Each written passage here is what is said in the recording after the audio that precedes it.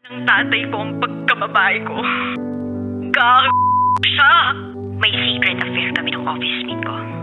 Hindi ko matigilan kasi sobrang galing niya sa...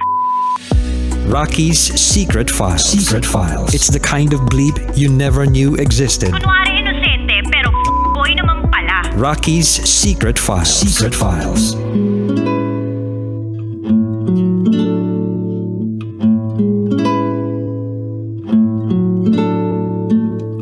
And we're back. Kasama niyo pa rin si DJ Rocky and this is Anda's Secret File. Si Anda na nagtatrabaho sa ibang bansa na in love sa ka-LDR, pumunta ng Pilipinas para magbakasyon kasama ang jowa na itago natin sa pangalang Michael. Siyempre, sinulot nila ang bawat pagkakataon at pagbalik sa trabaho sa ibang bansa ng ating Secret File. Boom, nalaman niya na siya pala ay buntis. Pero nang sabihin niya ito sa kanyang jowang si Michael, ay out of reach na itin. Nalaman na lamang niya na mayroon palang babae ito at hindi na ito nagparamdam sa kanya. Binlock na siya sa messenger, sa account, naka-block na. OMG. So itinaguyod niya pong mag-isa ang kanyang anak. Meron naman ng matagal na nanliligaw sa kanya, ibang lahi raw. Tanggap daw silang dalawa ng anak niya, kaya lang hindi pa raw siya handa. Kumbaga nandun pa rin yung takot. Yung takot na baka mamaya kapag ipinakilala niya yung anak niya doon sa lalaki, kilalanin itong tatay nito. Tapos baka iwan lang din, lokohin uli, yung ganun ba? So, yun. Buti naman okay sila as friends. Pakinggan na natin ang mga kabisyo natin nag-share ng kanilang mga thoughts, comments, suggestions, and violent reactions. Eto naman ang mga kabisyo nating nag-comment. Jelm Church Main says, to ano, walang masama kung magmahal ka uli. Kung siya talagang para sa'yo at mahal mo, go, go, go. Ganun naman talaga ang love. Risky. Sabi dito, you're so beautiful in white, DJ Rocky. Congratulations to the whole Pantawid Operations Office 2 Manila for the win yesterday. Thank you so much, Jelm Church Main. Ganun talaga ang pag-ibig. Sugal. Eto naman sabi ni Jay Bautro. Take it away. Hello po. Hi, DJ Rocky. Hello to our letter sender, Ana. Gusto ko lang sabihin sa'yo na valid yung nararamdaman mo ngayon. Valid kung nakakaramdam ka ng takot kasi galing ka sa heartbreak. And masasabi ko lang, wag mong madaliin. Feeling ko nasa healing stage ka pa din. Wag mong madaliin. At alam ko nandiyan naman yung anak mo para dyan mo i-focus yung time mo, spend mo yung time mo dyan sa iyong anak. So kung may darating yan sa tamang panahon. Pray for it. And alam natin na ipagkakaloob yan sa tamang panahon. Ayun. God bless you and sa iyong anak. Alam natin blessing yan from the Lord. God bless everyone. Shout out to mga tagapakinig natin sa Zambales, the Liwarin family, Marlon Liwarin, at the same time dyan sa General Santos City, the Loro family. God bless everyone. Thank you so much, Jay Bautro. Valid ang nararamdaman ng natakot ng ating secret file sender. Baka hindi pa talaga siya handa at nag-heal pa siya. Wala namang timeline sa pag-heal. So I think pwede yon mag-heal after 100 years. Charot with a lot. Ito naman sabi ni Robert Jason Terao, mas mainam na pagduunan mo muna ng pansin ng anak mo sa ngayon.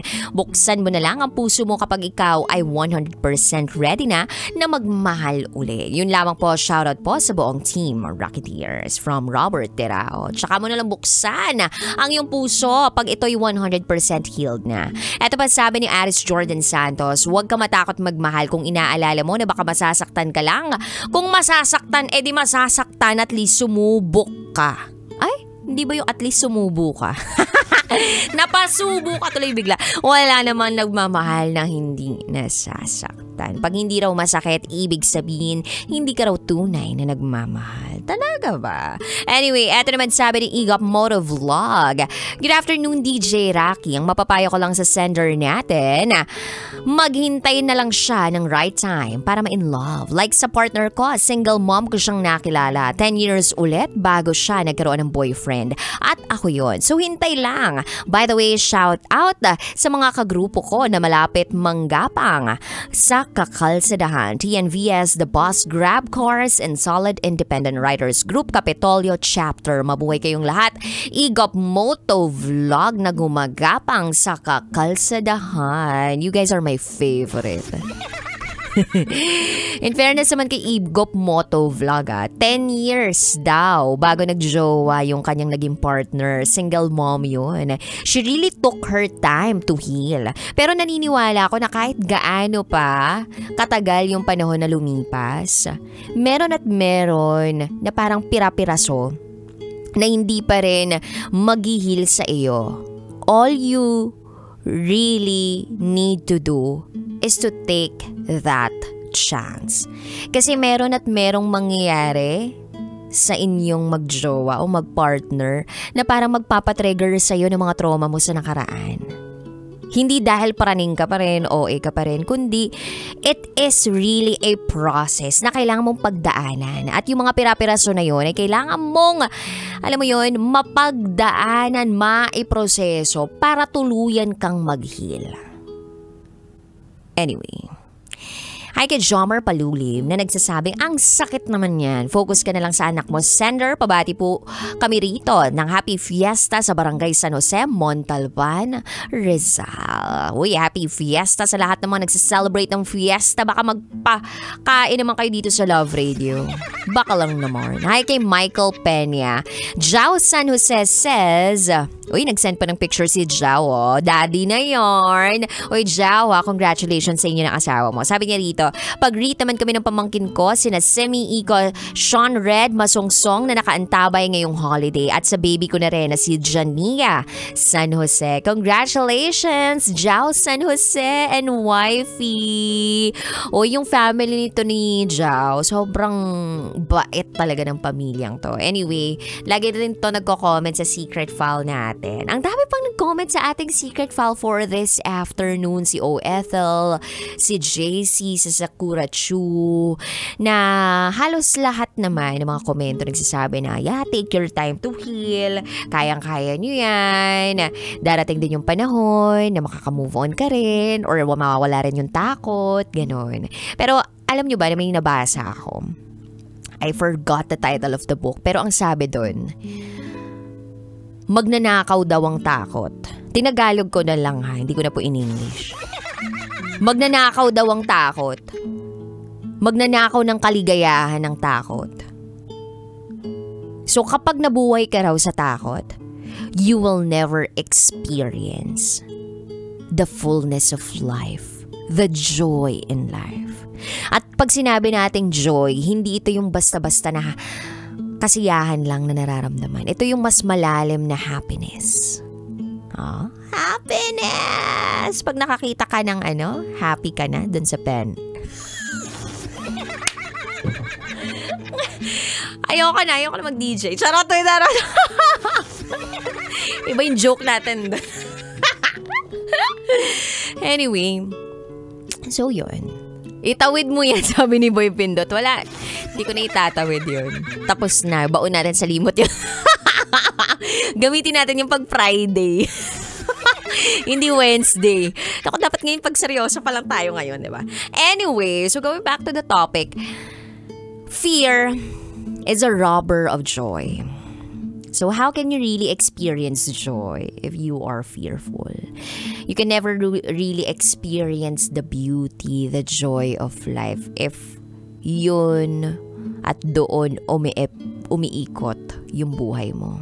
But somehow, it is self-preservation, self-protection, self-love, and self-care. Pero wag sanang sumobra yung takot natin to the point na hindi na natin talaga makuwang maging masaya dahil takot tayo. Hindi na tayo makagawa ng desisyon o makapili ng desisyon, makagawa ng aksyon na ikakasaya naman ng ating mga puso at in line naman siya with our values at alam naman nating tama. At sa pakikipagrelasyon, wala naman talagang guaranteed na mananalo ka. Years of being together doesn't guarantee forever.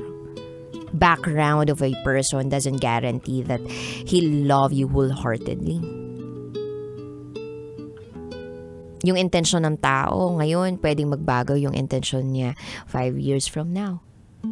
Maybe different from what he saw in the past. Alam mo yung ganun? So, the only constant thing in this world is change. So, why change? Charatoy darot. The only constant thing in this world is change. Pero marami namang nakaka-adapt dun sa change na yun. At kailangan mo lang pagkatiwalaan yung sarili mo na alam mo kung anong gagawin mo just in case shit happens. Natuto kang maging matatag, natuto kang tumayo sa sarili mong mga paa, natuto kang magtrabaho, marami kang pangarap sa buhay na ituguyod mo mag-isa at patuloy mong naitataguyod mag-isa ang iyong anak. Ano pa ba yung pagsubok na hindi mo kakayanin sa palagay mo? Yes, take your time. Walang timeline ang pag-heal. Walang timeline ang pag-move on. Pero tandaan mo, kahit pumasok ka sa relasyon after 10 years, meron at meron pa rin parte sa iyong nakaraan na babalik at babalik sa iyo. At hindi mo masasabi na 100% fully healed ka na kapag pumasok ka sa panibagong relasyon. Na hindi mo na madadala kung ano man yung nangyari sa iyo sa iyong nakaraan. Minsan, merong magpapatrigger sa iyo ng mga maliliit na sitwasyon, ng maliliit na bagay tungkol sa nangyari sa iyo sa iyong nakaraan. Pero ang pinakamahalaga dyan ay harapin mo ito ng buong puso. I-acknowledge mo na meron kang nararamdamang ganun and you do something about it. Kasi kapag iniwasan mo lang ng iniwasan yung mga bagay na yun na makapagpapatrigger sa iyo, nagtitrigger sa iyo, o kaya naman iniwasan mo ang pakikipagrelasyon, then hindi mo malalaman.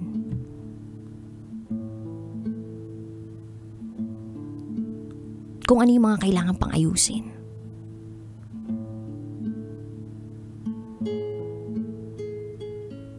I remember, may nagsabi sa akin, uy, personal experience na to.